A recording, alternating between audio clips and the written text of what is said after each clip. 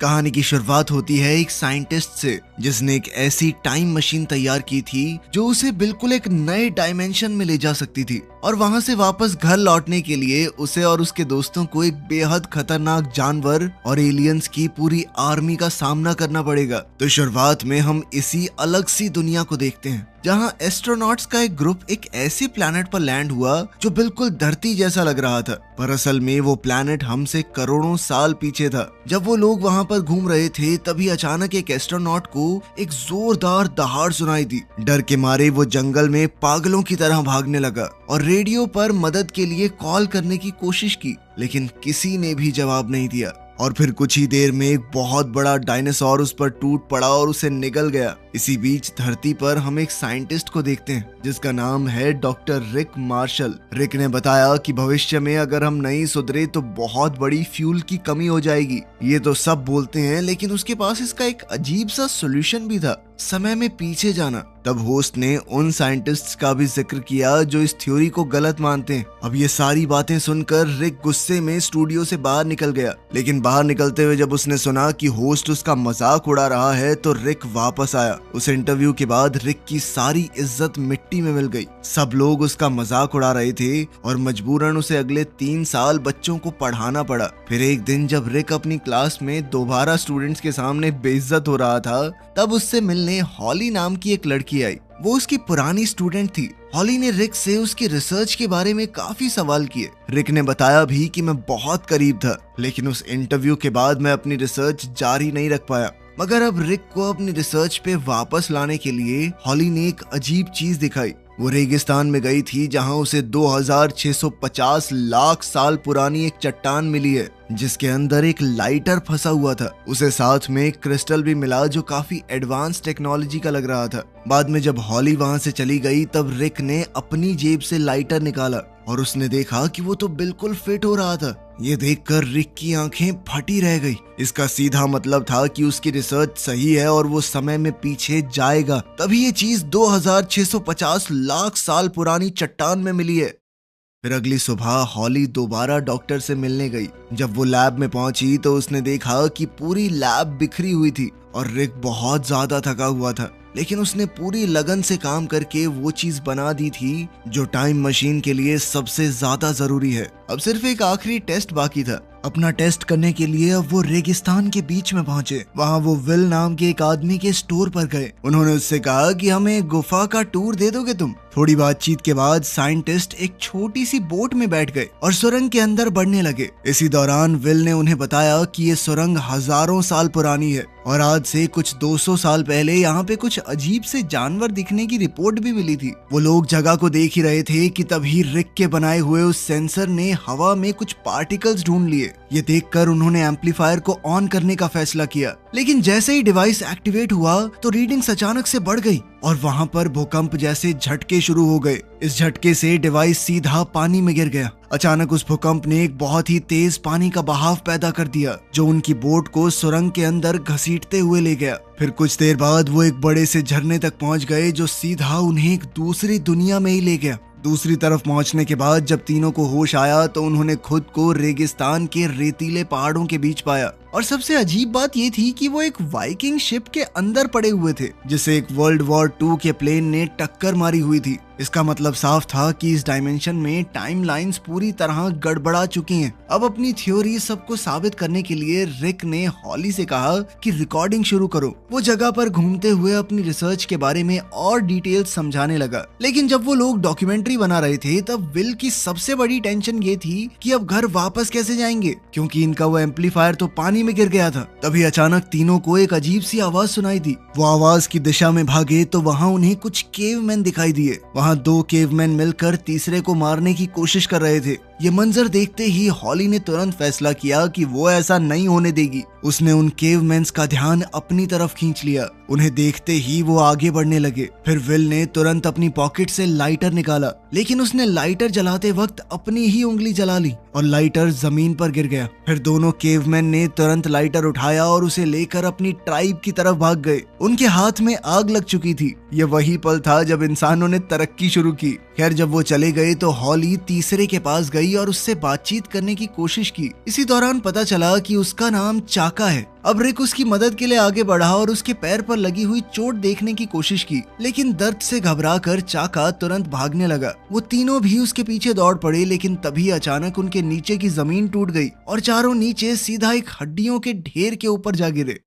वहां रिक को लगा कि शायद ये सब चाका का जाल था, इसीलिए वो उससे लड़ने लगा, मगर हॉली ने बीच में आकर दोनों को शांत किया। लेकिन उसी वक्त कुछ लंबी लंबी बेलों ने उनके पैरों को जकड़ना शुरू कर दिया और पल भर में सबको हवा में 10 मीटर ऊपर लटका दिया। ऊपर से रिक की नजर एस्ट्रोनॉट के कपड़ों पर पड़ी और तब उसे समझ आया कि ये जगह असल में एक खाने का कमरा है, यानी अगर वो ज्यादा देर तक लटके रहे तो यहाँ रहने वाला जो क्रीचर है जल्द ही उन्हें भी खाने आ जाएगा। इतना समझते ही चारों ने एक दूसरे का हाथ पकड़ा और पेंडुलम की तरह झूलना शुरू कर दिया, ताकि किसी तरह वो पास के पेड़ को पकड़कर अपनी जान बचा सकें। लेकिन जब वो लोग पेंडुलम की तरह झूलने की कोशिश कर रहे थे, तभी अचानक से वहाँ एक बहुत बड़ा डायनासोर आ गया। वो प्रोफेसर के हाथ को खाने ही वाला था, लेकिन उसका मुंह बेल से टकरा गया, जिससे वो टूट गई और चारों सीधा नीचे गिर पड़े। अब उस डायनासोर का मुंह वहाँ पर अटक गया था और इसी मौके का फायदा उठाते हुए चारों लोग अपनी जान बचाकर तुरंत भागे। कुछ देर के लिए उन्हें ऐसा लगा कि डायनासोर से बच गए हैं, लेकिन फिर एक बहुत ही बेकार आइडिया उनके दिमाग में आया कि सबूत के तौर पर उसकी तस्वीर लेनी चाहिए। लेकिन जैसे ही उन्हें डायनासोर दोबारा दिखा, उसने फिर से उनके ऊपर हमला कर दिया। अब चाका को तो फोटो लेनी थी नहीं, उन्होंने तुरंत उसे एक पुल पार करते हुए देखा और वो भी तुरंत उसके पीछे दौड़ पड़े। जब वो पुल के दूसरी तरफ पहुंच गए तो भागने की बजाय चारों रुक गए और पीछे मुड़कर डायनासोर को देखने लगे, क्योंकि वो उस पुल को पार करने से घबरा रहा था। फिर जैसे ही डायनासोर ने पीछे मुड़ने का सोचा तो रिक उसकी बेवकूफी का मजाक उड़ाने लगा। बस फट गई हैं? अबे डर गया क्या छिपकली से मुंह के? आजा आजा खा ले मुझे आजा। लेकिन ये बात शायद अपने डायनासोर को बुरी लग गई। अगले ही पल वो मुड़ा और सीधा उनकी तरफ दौड़ पड़ा। उसने खाई के ऊपर से छलांग ही मार दी। इधर घबराकर चारों तुरंत एक गुफा की तरफ भागे, जहां डायनासोर पहुंच नहीं सकता था, लेकिन इसके बावजूद वो बाहर खड़ा रिक को घूरता रहा। उसकी नजरों से साफ पता चल रहा था कि वो उन्हें जाने देने वाला नहीं है। खैर जब डायनासोर को समझ आया कि ये लोग बाहर नहीं आने वाले, तो वो वहां से चला गया। इसके बाद वो सोचने लग गए कि यहाँ से बाहर निकले या आज रात यहीं पर रुके। लेकिन तभी अचानक कहीं से म्यूजिक बजने लगा। म्यूजिक की आवाज सुनते ही वो लोग उसी दिशा में गए। वहाँ उन्हें एक रिकॉर्ड प्लेयर मिला जो किसी वर्ल्ड वॉर 2 के फौजी के कंकाल के साथ पड़ा हुआ था। ये सब देखने के बाद उन्होंने फैसला किया कि आज की रात यहीं रुकेंगे। लेकिन सोने से पहले रिक ने कहा कि चाका हमारे साथ नहीं सोएगा। वो लोग इसे मार रहे थे, कुछ गलत काम किया इसने, क्रिमिनल है ये इस जमाने का। तब हॉली ने चाका से सवाल पूछने शुरू किए और धीरे धीरे सच सामने आया। पता चला कि असल में चाका तो यहाँ का राजकुमार है, लेकिन उसकी ही ट्राइब के कुछ लोगों ने उसके खिलाफ साजिश करके उसे गद्दी से हटाने की कोशिश की थी। खैर अगली सुबह प्रोफेसर उठा और एक तरह का वीडियो रिकॉर्ड करने लगा। तभी चाका और विल वापस आए, जो सबके लिए कुछ फल लेकर आए थे। लेकिन जैसे ही रिक ने वो फ्रूट खोला, उसके अंदर से सैकड़ों चींटियां निकली और उसके पूरे शरीर पर चलने लगी। इससे रिक तो घबरा गया, लेकिन चाका एक ही पल में उन सभी चींटियों को खा गया। तभी अचानक जंगल की तरफ से एक तेज रोशनी की किरण निकली और उसके साथ ही एक जबरदस्त गरजने की आवाज भी। उन्हें समझ नहीं आया कि हो क्या रहा है, इसीलिए वो सब तुरंत केव की शुरुआत पर गए। वहाँ उन्होंने देखा कि जंगल के बीच एक अजीब सी चीज है जो पेड़ों के बीच से प्लाज्मा जैसी एनर्जी निकाल रही थी। जब बाकी लोग ये समझने की कोशिश कर रहे थे कि ये क्या है, तब रिक को अचानक से सर में बहुत तेज दर्द होने लगा। उसे दिखने लगा कि एक एलियन जमीन पर पड़ा हुआ मदद की भीख मांग रहा है। रिक को लगा कि शायद लाइट की मदद से एलियंस ने एक मैसेज भेजा है। इसी सोच में वो सीधा उन लाइट बीम्स की तरफ दौड़ पड़ा। फिर आगे जाकर उसे एक ट्राइबल स्ट्रक्चर मिला, जिसके बिल्कुल बीच में एक बहुत बड़ा क्रिस्टल लगा हुआ था। जैसे ही वो लोग उसके पास पहुंचे, उन्हें ऊर्जा महसूस होने लगी, वैसी ही जैसी सुरंग में हुई थी। इसका मतलब था कि एम्पलीफायर शायद यहीं कहीं पास में है। अब वो सब क्रिस्टल के और करीब गए और उसे छूने लगे। तभी अचानक चाका वहां आ गया और घबरा कर उन्हें कुछ समझाने की कोशिश करने लगा। लेकिन दिक्कत ये थी कि कोई भी उसकी बात समझ नहीं पा रहा था। तभी अचानक स्लीस्टैक्स नाम के सैकड़ों जानवर चट्टानों की दरारों से बाहर निकल आए। उनके मुंह पूरे खुले हुए थे, जैसे वो तुरंत उन्हें निगलने वाले हों। अब अपने बचाव के लिए हॉली ने तुरंत अपनी बेल्ट उतारी और लड़ाई के लिए तैयार हो गई। लेकिन तभी रिक ने देखा कि बेल्ट पर पड़ रही रोशनी तो रिफ्लेक्ट हो रही है। तब उसके दिमाग में एक आइडिया आया। उसने रोशनी को मूर्तियों की आंखों पर रिफ्लेक्ट करना शुरू किया। फिर उन मूर्तियों की आंखों से रिफ्लेक्ट होती हुई रोशनी सीधा क्रिस्टल पर जा लगी। उसी पल अचानक क्रिस्टल एक पोर्टल की तरह एक्टिवेट हो गया और उन्हें एक बिल्कुल अलग डायमेंशन में ले गया जहां स्लीज टैक्स उन तक पहुंच ही नहीं सकते थे। इस नए डायमेंशन में तीनों की मुलाकात उस एलियन से हुई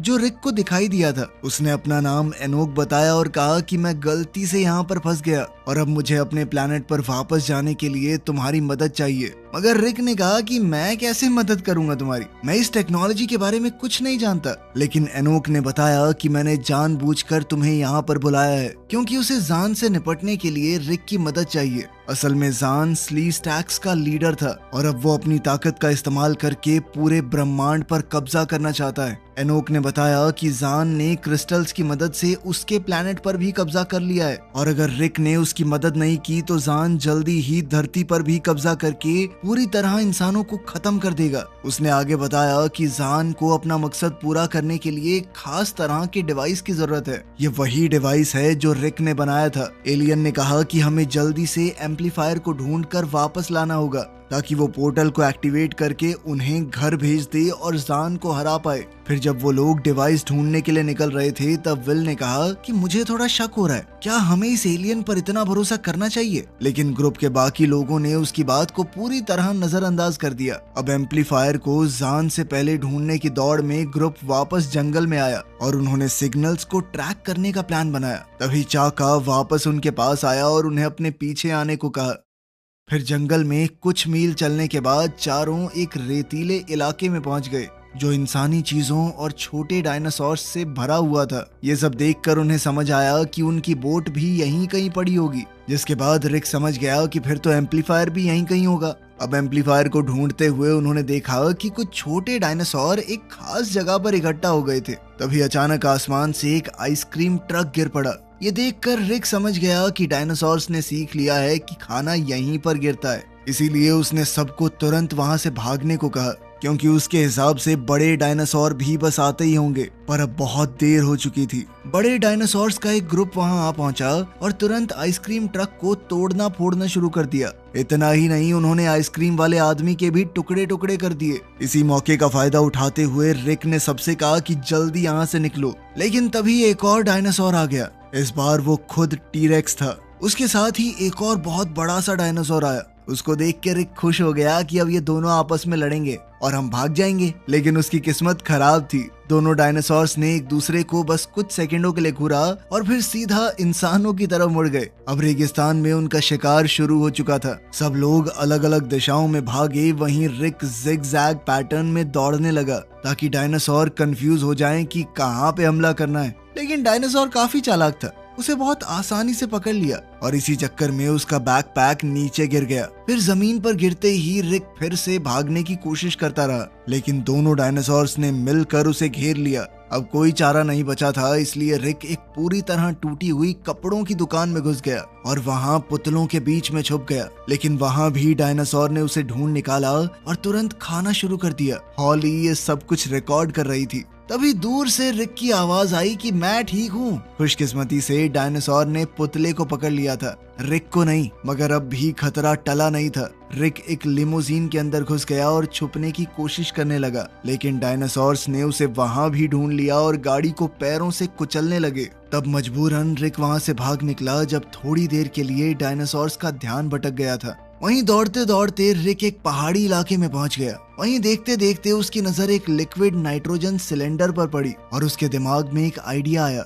अब रिक तुरंत ग्रुप की तरफ दौड़ा और चिल्लाते हुए एक बड़ी गुलेल तैयार करने को कहा। आखिरकार जब वो उन तक पहुंचा, उसने सिलेंडर को कैटापुल्ट में सेट किया। हॉली ने फायर किया और सिलेंडर सीधा डायनासोर के मुंह के अंदर जा लगा। अगले ही पल वो डायनासोर अंदर से जमने लगा और बिल्कुल बेजान होकर जमीन पर गिर गया। पर अब भी उसके शरीर में गैस बढ़ रही थी और कुछ ही देर में वो एक बम की तरह फट गया। इस धमाके में आसपास की चीजें भी उड़ी और एम्पलीफायर भी जमीन पर आ गिरा। तब रिक तुरंत उसे उठाने के लिए दौड़ा, लेकिन उससे पहले एक बहुत बड़ा उड़ने वाला डायनासोर नीचे आया और एम्पलीफायर को उठाकर ले गया। इसके साथ ही उनकी सारी उम्मीद खत्म हो गई। बहुत ज्यादा निराश होकर रिक ने सब कुछ छोड़ देने का फैसला कर लिया। वो चुपचाप एक खाली गाड़ी में बैठ गया और सब कुछ खत्म होने का इंतजार करने लगा। लेकिन हॉली ने उसे समझाया कि रिसर्च के लिए उन्हें आगे बढ़ना ही होगा।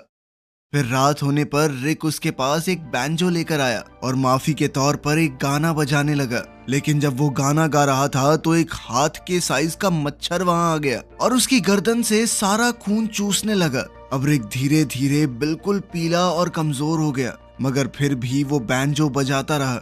धीरे धीरे वो मच्छर और भी बड़ा हो गया और रिक का सारा खून चूसकर उसने उसे पूरी तरह बेहोश और बेजान छोड़ दिया। खैर अगली सुबह रिक बहुत हिम्मत करके उठा। फिर सब लोग मिलकर उस उड़ने वाले डायनासोर के घोंसले को ढूंढने निकले और आखिरकार उन्हें वो एक वोल्केनो के बिल्कुल मुंह के ऊपर मिला। लेकिन विल और चाका ने वहां अंदर जाने से मना कर दिया। इसीलिए विल ने खुद ही एम्पलीफायर को वापस लाने का फैसला किया। तब हॉली ने उसे सावधान किया कि अंडों से बहुत संभल कर रहना, तापमान में छोटा सा बदलाव भी उन्हें तोड़ सकता है। चेतावनी सुनने के बाद रिक ने धीरे धीरे आगे बढ़ना शुरू किया और आखिरकार वो एम्पलीफायर तक पहुंच ही गया। लेकिन जैसे ही उसने डिवाइस को छुआ, अंडे टूटने लगे और अब उड़ने वाले डायनासोर के बच्चे जोर जोर से चिल्लाने लगे। उनकी आवाज सीधा अपनी माँ का ध्यान खींच सकती थी। इसीलिए उन्हें चुप कराने के लिए रिक ने तुरंत लोरी गाना शुरू किया और धीरे धीरे पीछे की ओर चलने लगा। मगर गाने की वजह से सच में वो बच्चे सो गए और रिक सुरक्षित अपने ग्रुप तक वापस पहुंच गया। एम्पलीफायर वापस मिलने के बाद वो लोग रेगिस्तान के बीच एक सुनसान होटल में गए और पूल के पास बैठकर जश्न मनाने लगे। इसी दौरान हॉली उस डिवाइस को पूरी तरह से सही करने लगी। जैसे ही काम पूरा हुआ, हॉली थोड़ा दूर गई और एम्पलीफायर को चालू कर दिया। मशीन के ऑन होते ही एक और इंटरडायमेंशनल पोर्टल खुल गया। इस पोर्टल के अंदर हॉली को एक सुरंग दिखी जहां बहुत सारे क्रिस्टल और कुछ डायनासोर के अंडे पड़े हुए थे। पर तभी अचानक वहां एक होलोग्राम दिखाई दिया। असल में ये जान का मैसेज था। जान ने बताया कि एनोक जेल से भाग चुका है और ब्रह्मांड पर कब्जा करने के लिए उसे जो कुछ चाहिए था सब कुछ हासिल कर लिया है उसने। लेकिन अपना प्लान पूरा करने के लिए उसे अभी भी एम्पलीफायर की जरूरत है। यानी विल हमेशा से सही था। अब होलोग्राम खत्म होने के बाद हॉली ने देखा कि ये तस्वीर एक क्रिस्टल से निकल रही थी जो एक कंकाल के हाथ में था। तब उसे समझ आ गया कि ये कंकाल ही जान का है। लेकिन वो बाकी सबको सावधान कर पाती उससे पहले ही स्लीस्टैक्स ने उसे पकड़ लिया। कुछ देर बाद जब रिक और बाकी लोग उठे तो उन्हें पता चला कि हॉली गायब है। लेकिन उन्हें पोर्टल दिख गया और उन्होंने उसके अंदर जाकर उसे ढूंढने का फैसला किया। वहीं सुरंग के अंदर रिक और विल छुपे रहे जबकि गार्ड्स वहां पहरा दे रहे थे। तब रिक ने देखा कि दो स्लीस्टैक्स अपनी त्वचा को बदल रहे थे। ये देखकर उन्हें आइडिया आया कि हम इनकी उतारी हुई खाल को पहन लेते हैं, भेस बदल लेंगे अपना, ताकि वो छुप कर उनके बीच पहुंच सकें। भेस बदलते ही उन्होंने देखा कि हॉली को मारने की तैयारियां चल रही हैं। तब रिक के दिमाग में एक अजीब सा आइडिया आया और उसने स्किन हटाकर अपनी असलियत सबको दिखा दी। इसके बाद स्लीस्टैक्स का लीडर आगे आया और उसे बताया कि एनोक एक अपराधी है। उसने हमारी पूरी दुनिया को खत्म कर दिया। उन्होंने हॉली को इसलिए पकड़ा है क्योंकि वो उसकी मदद करने की कोशिश कर रही थी। ये सुनकर रिक को आखिरकार समझ आ गया कि उसे जाल में फंसाया गया था। लेकिन अब स्लीस्टैक्स के साथ मिलकर एनोक को रोकने की बजाय रिक और विल ने एक और जबरदस्त प्लान बनाया। उन्होंने स्लीस्टैक्स को लावा के कुएं में धकेलना शुरू कर दिया। इस हंगामे में आखिरकार वो हॉली को आजाद करने में सफल हो गए। तभी अचानक विलन एनोक सामने आ गया। एम्पलीफायर की मदद से उसने स्लीस्टैक्स पर कब्जा कर लिया था। उसने मुस्कुराते हुए कहा कि जब मैं धरती पे हमला करूंगा ना तो सारा क्रेडिट आपको दूंगा मिस्टर रिक, क्योंकि उसकी मदद के बिना ये सब मुमकिन कहाँ हो पाता। अब एनोक ने रिक का मजाक उड़ाया और वहाँ से चला गया। लेकिन उसी वक्त वो पहले वाला बड़ा सा डायनासोर वहाँ पहुँच गया। मगर इस बार रिक भागने की बजाय उसका सामना करने का फैसला कर चुका था। इसीलिए उसने बाकी सबको वहाँ से चले जाने को कहा। जाने से पहले उसने विल को एक पटाखों का बैग दे दिया जो उसने छुपा कर रखा हुआ था। अब लड़ाई के लिए तैयार होकर रिक ने एक स्लीस्टैक्स से बैम्बू का डंडा ले लिया और हमले के लिए तैयार हो गया। लेकिन जल्द ही उसे समझ आ गया कि एक छोटे से डंडे से टी-रेक्स को कैसे हरा पाऊंगा मैं। इसीलिए वो अपने प्लान बी पर गया। अब वो पटाखों के बैग की तरफ दौड़ा। रिक ने एक बम निकाला और लाइटर से जलाने की कोशिश की, लेकिन वो बिल्कुल नाकाम हो गया। गुस्से में रिक ने लाइटर और बम दोनों जमीन पे फेंक दिए। चलते तो है नहीं। तभी डायनासोर ने लाइटर पर पैर रख दिया और ये बिल्कुल वैसा बन गया जैसा हॉली ने फ्यूचर में उसे दिखाया था। अब रिक ने आर या पार का फैसला किया। उसने फिर से अपना डंडा उठाया और सीधा टी-रेक्स की तरफ दौड़ पड़ा, लेकिन अगले ही पल डायनासोर ने उसे आसानी से निगल लिया। ये देखकर हॉली बुरी तरह घबरा गई। वो छुपने की जगह से बाहर आई और डायनासोर को लेक्चर देने लगी कि ये भी कोई तरीका है, ऐसे खाते हैं किसी को, गंदे। लेकिन डायनासोर ने उसकी बात को नजरअंदाज किया और वहां से चला गया। इसके बाद हॉली ने फैसला किया कि वो रिक की रिसर्च पूरी दुनिया को दिखाएगी। वो स्ली स्टैक्स की फौज की तरफ बढ़ी और अपनी ताकतवर बेल्ट से उन्हें हराने की कोशिश की, लेकिन कुछ ही देर में उसे पकड़ लिया गया। अब विल और चाका मिलकर उसे बचाने की कोशिश करने लगे, फिर भी वो पूरी फौज के सामने क्या कर पाते। जब लगने लगा कि तीनों का अंत होने वाला है, तभी अचानक रिक वापस आ गया और अब वो डायनासोर की पीठ पर सवार था। टी-रेक्स ने तुरंत स्ली स्टैक्स पर हमला कर दिया और एक एक करके सबको उड़ाने लगा। आखिरकार सब कुछ खत्म होने के बाद रिक टी-रेक्स से नीचे उतरा और अपने दोस्तों के पास गया। सब लोग हैरान थे कि तुम जिंदा कैसे बचे, लेकिन जब प्रोफेसर ने बताने से मना कर दिया तो सब समझ गए कि पीछे से बाहर निकला ये पक्का। तब रिक ने बताया कि जब मैं उसके पेट में था तो शायद मैंने उसके पेट में कोई दिक्कत ठीक कर दी। इस वजह से डायनासोर का मूड एकदम ठीक हो गया और दोनों के बीच मामला सेट। खैर आखिर में चारों क्रिस्टल के अंदर गए और देखा कि एनोक धरती के लिए पोर्टल खोल रहा था। उसे रोकने के लिए रिक सीधा उस पर टूट पड़ा और लड़ाई शुरू हो गई। इसी दौरान विल क्रिस्टल्स वाली टेबल पर चढ़ गया और उसने जैसा WWE में देखा था वैसा ही ट्राई किया, लेकिन बात कुछ बनी नहीं। ऊपर से उसके वजन की वजह से टेबल थोड़ी टेढ़ी हो गई और एक खास तरह का क्रिस्टल जमीन पर गिरकर टूट गया। ये देखकर एनोक बोला कि अब पोर्टल हमेशा के लिए बंद हो जाएगा। तब रिक के दिमाग में एक आइडिया आया। उसने कहा कि हॉली को जो क्रिस्टल मिला था उसका इस्तेमाल करके पोर्टल को खुला रखा जा सकता है। इसी मौके का फायदा उठाते हुए सब पोर्टल की तरफ भागने लगे, लेकिन एनोक ने ऐन वक्त पर विल का पैर पकड़ लिया ताकि वो भाग न सके। तभी चाका आगे आया और उसकी मदद की। आखिरकार दोनों मिलकर विलन को रोकने में कामयाब हो गए। इसके बाद विल ने रिक और हॉली से कहा कि तुम लोग जाओ, क्योंकि वो यहीं रुकना चाहता था। उसे लगने लगा था कि यही उसका असली घर है। उसे मॉडर्न दुनिया कुछ खास पसंद नहीं थी। उसके फैसले को मानते हुए हॉली और रिक ने उसे अलविदा कहा और पोर्टल से वापस धरती की तरफ निकल गए। इधर विल और चाका वहीं रुक गए। विल अब खूबसूरत आदिवासी औरतों के साथ रहने लगा था। वहीं धरती पर वापस आने के बाद रिक और हॉली ने एक दूसरे को गले लगाया। वीडियो पसंद आई तो लाइक कर देना, चैनल को सब्सक्राइब कर लेना। मिलते हैं अगली वीडियो में।